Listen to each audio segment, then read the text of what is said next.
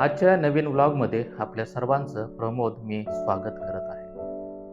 आज आपण नाशिक शहरामध्ये सध्या वृक्षतोडीच्या संदर्भामध्ये चाललेलं प्रकरण त्याबद्दल आपण सविस्तर माहिती घेण्याचा प्रयत्न करणार आहोत. नाशिक शहर हे धार्मिक, सांस्कृतिक आणि नैसर्गिक वारसा जपणारे शहर म्हणून ओळखले जाते. गोदावरी नदीचा काठ, हिरवळ आणि निसर्गाची सानिध्यता ही नाशिकची खास वैशिष्ट्ये आहेत.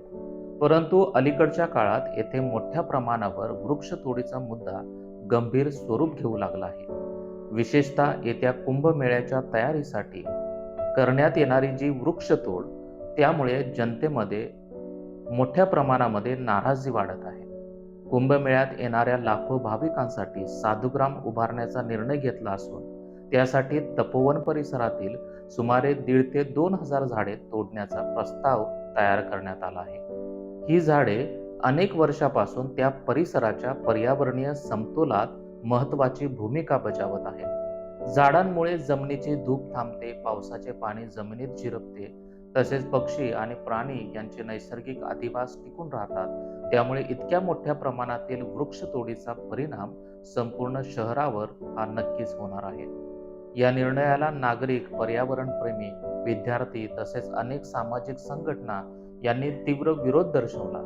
काही ठिकाणी चिपको आंदोलनच्या धर्तीवर नागरिकांनी झाडांना मिठी घालून प्रत्यक्ष संरक्षण दिले. सोशल मीडियावरही या प्रकरणाने मोठे स्वरूप धारण केले आहे. लोकांचा एकच आग्रह आहे की विकासाच्या नावाखाली निसर्गाचा विध्वंस होऊ नये. कुंभमेळ्यासारखी विशाल धार्मिक घटना महत्त्वाची असली तरी त्यासाठी पर्यावरणाचा बळी देणे हे योग्य नाही, असा सर्वसाधारण सूर सर्व स्तरामध्ये उमटत आहे. प्रशासनाच्या या निर्णयाला नाशिकमधील पर्यावरणप्रेमी, सामाजिक कार्यकर्ते आणि सुजाण नागरिकांनी तीव्र विरोध दर्शवला आहे. त्यांनी तात्काळ चिपको आंदोलनाचा पावित्रा घेऊन झाडांना मिठी मारत वृक्षतोडीला विरोध सुरू केला आहे. पर्यावरण प्रेमींचा मुख्य आक्षेप असा आहे की शेकडो वर्षापासून उभी असलेली झाडे ही केवळ लाकूड नाहीत, तर ते शहराचे नैसर्गिक फुफ्फुस आहेत.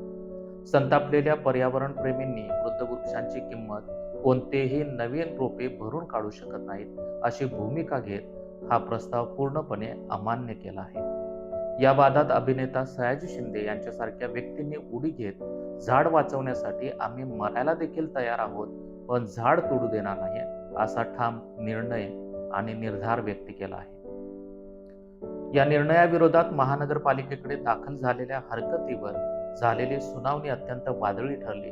या पार्श्वभूमीवर अनेक पर्यावरणवादी गट आता महापालिकेच्या निर्णयाला थेट मुंबई उच्च न्यायालयात आव्हान देण्याच्या तयारीत आहेत.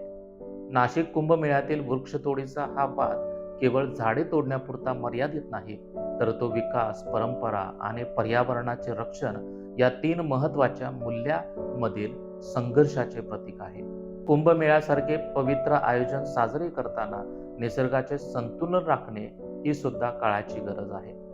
प्रशासनाने भाविकांच्या सोयीसोबतच पर्यावरणाची होणारी हानी टाळण्यासाठी अधिक संवेदनशील आणि दूरगामी उपाययोजना करणे आवश्यक आहे. श्रद्धेच्या नावाखाली निसर्गाची कत्तल न करता निसर्गाच्या सानिध्यात धर्मपालन कसे करता येईल याचा विचार करणे आज अत्यंत आवश्यक आहे. मला आशा आहे की आजचा हा व्लॉग तुम्हा सर्वांना नक्कीच आवडला असेल.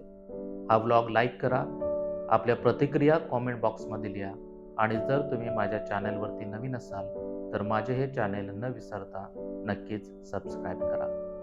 Thank you friends. See you in next vlog.